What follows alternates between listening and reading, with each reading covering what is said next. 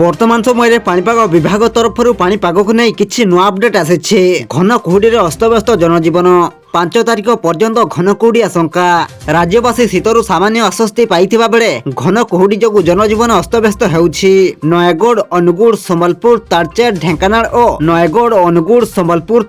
ଢେଙ୍କାନାଳ ଓ ବୌଦ୍ଧରେ ଅତି ଘନ କୁହୁଡି ଯୋଗୁଁ ମଧ୍ୟାହ୍ନ 12ଟା ପର୍ଯ୍ୟନ୍ତ ଖରା ବାହାରି ନଥିଲା। ଏସବୁ ଅଞ୍ଚଳରେ ଦୃଶ୍ୟମାନ ଦୂରତା 50 ମିଟରରୁ ବି କମ୍ ରହିଥିଲା।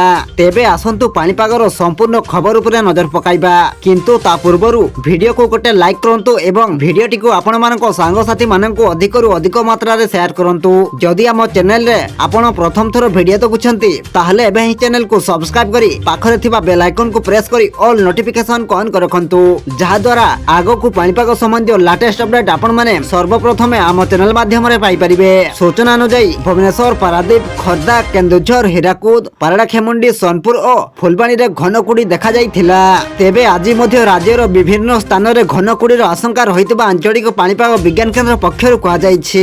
ବିଶେଷ କରି ଜଗତସିଂହପୁରରେ ଅତି ଘନ କୁହୁଡିର ସମ୍ଭାବନାକୁ ନେଇ ଅରେଞ୍ଜ ୱାର୍ଣ୍ଣିଂ ଜାରି ହୋଇଥିବା ବେଳେ ପୁରୀ, କେନ୍ଦ୍ରାପଡ଼ା, ଅନୁଗୁଳ, ଢେଙ୍କାନାଳ, ଯାଜପୁର, ଭଦ୍ରକ, ବାଲେଶ୍ୱର, କଟକ, ନୟାଗଡ଼, ଖୋର୍ଦ୍ଧା, ଗଜପତି, ଗଞ୍ଜାମ, ସୁନ୍ଦରଗଡ଼ ଓ କନ୍ଧମାଳ ଜିଲ୍ଲାରେ ଘନ କୁହୁଡିକୁ ନେଇ ୟେଲୋ ୱାର୍ଣ୍ଣିଂ ଜାରି କରାଯାଇଛି। ରାଜ୍ୟରେ ଆସନ୍ତା 5 ତାରିଖ ପର୍ଯ୍ୟନ୍ତ ଏଭଳି ଘନ କୁହୁଡି ପଡ଼ିବାର ଆଶଙ୍କା ରହିଛି। ଅନ୍ୟପଟେ ରାଜ୍ୟର ସର୍ବନିମ୍ନ ତାପମାତ୍ରା ଦାରିଙ୍ଗବାଡ଼ି ଠାରେ 7.5 ଡିଗ୍ରୀ ରେକର୍ଡ ହୋଇଛି। ଏଥିସହ ଫୁଲବାଣୀ, ଉଦୟଗିରି, କୋରାପୁଟ, ରାଉରକେଲା, ସୁନ୍ଦରଗଡ଼, କିରେଇ, ଅନୁଗୁଳ, କେନ୍ଦୁଝର, ନବରଙ୍ଗପୁର, ବୌଦ୍ଧ ଓ ଝାରସୁଗୁଡ଼ା ଆଦି ସହରର ତାପମାତ୍ରା 10 ଡିଗ୍ରୀ ତଳେ ରହିଥିଲା। ଦୈତ୍ୟନଗରୀ, କଟକ ଓ ଭୁବନେଶ୍ୱରର ତାପମାତ୍ରା କିନ୍ତୁ ଗତ କିଛି ଦିନ ଅପେକ୍ଷା ନିମ୍ନଗାମୀ ହୋଇଛି।